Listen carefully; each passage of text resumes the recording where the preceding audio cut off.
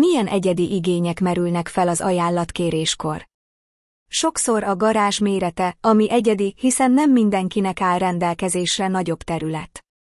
Vannak standard méretek, ilyen a 3x5-ös, 4x4-es, 4x6-os vagy a 6x6-os garázs, de mi centire pontosan akkora méretű garást építünk, amekkorát a megrendelő szeretne. Van, amikor meg kell emelnünk a garázs magasságát. Előfordul olyan is, hogy a garázs mellé egy nyitott tárolót kell építenünk.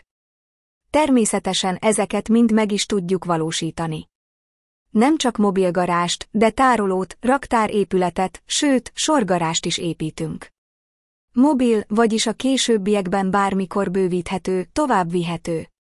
A könnyű szerkezetes épület önmetsző csavarokkal van rögzítve, így bármikor bővíthető, vagy akár áthelyezhető máshová. Alba Garázs. A prémium mobilgarázsok szakértője. Forduljon hozzánk bizalommal.